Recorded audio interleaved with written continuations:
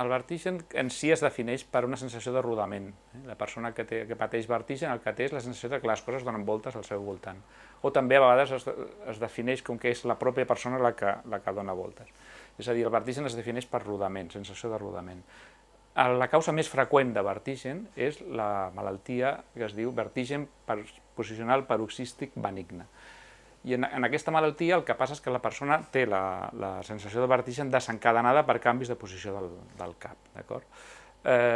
I aquests canvis acostumen a ser o bé al posar-te al llit, al donar-te la volta al llit o al llevar-te del llit. I també durant el dia al mirar cap amunt o mirar cap avall.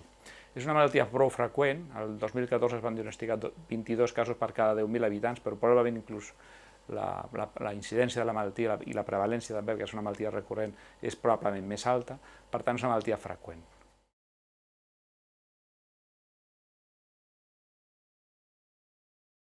Aquesta malaltia, el vertigen posicional paroxístic benigne, l'important és fer el diagnòstic correcte de la malaltia, que això no requereixen ni proves diagnòstiques específiques, com radiografies, escàners o ressonàncies, ni tampoc analítiques, sinó una exploració que es fa a la consulta en 2 minuts i que es diu maniobra de Disch-Hallpike.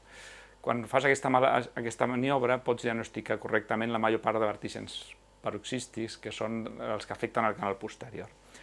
I aquest tipus de vertigen es tracten amb una altra maniobra, que es diu maniobra d'Epley, que també es fa en un parell o 3 de minuts a la pròpia consulta del metge, i aquest és el tractament que realment funciona amb la major part de pacients. Tot i que aquesta és una malaltia que s'autolimita, que es cura per si sola en un període de 3-4 setmanes, alguns pacients no és així i els hi pot durar setmanes, mesos o fins i tot anys. Per tant, és convenient fer aquest tractament correctament, que a més, com hem explicat fa un moment, és molt senzill.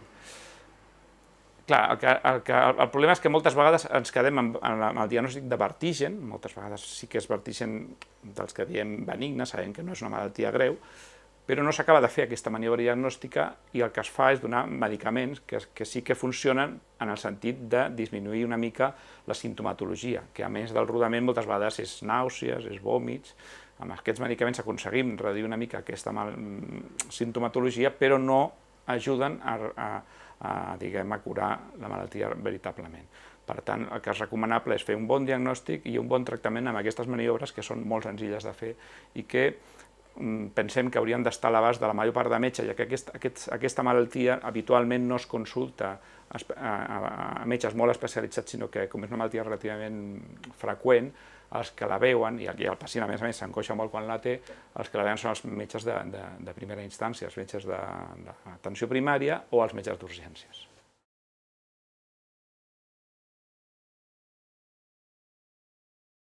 Els fàrmacs que s'acostumen a donar per al vertigen en general i pel vertigen paroxístic benigne en concret són sedants vestibulars. Sedants vestibulars poden ser benzodiazepines, poden ser neurolèptics, poden ser antihistamínics, medicaments que, en primer lloc, per a aquesta malaltia en concret, no només no ajuden, sí que poden alleujar una mica la simptomatologia, però també dificulten la compensació natural de l'aparell vestibular i, per tant, la curació de la mateixa. Per tant, en un primer lloc, perquè no ajuden a que la malaltia es resolgui. Però en un segon lloc poden tenir efectes adversos. El vertigen en si, que a més és més freqüent en gent gran, facilita les caigudes. Si hi ha una persona que té facilitat per caure perquè té vertigen i dones una cosa que la seda, probablement tindrà més probabilitat de caure. Però a més, alguns d'aquests medicaments, sobretot si es prenen molt de temps i com és una malaltia recurrent, hi ha gent que els pren ja de per vida o durant temps llargs, poden donar efectes extrapiramidals, efectes, diguem, paradoxals com agitació, etc.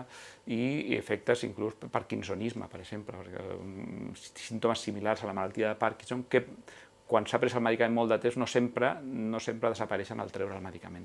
Per tant, el fet de donar medicaments pot ser un problema. Sí que és cert que en alguns casos podrien estar indicats casos molt concrets, però en realitat de forma rutinària no s'haurien de donar mai medicaments per a aquesta malaltia. Els pacients que pateixen vertigen paroxístic posicional benigne haurien de ser diagnosticats correctament a les consultes on es presenten per primer cop, que són consultes d'atenció primària, consultes d'urgències, fent la maniobra de Disch-Hallpike per diagnosticar la major part d'ells, que són els que afecten el canal posterior, i posteriorment fer la maniobra de recol·locació, que és la que realment funciona per curar aquests pacients, que és la maniobra d'Epley i la més utilitzada.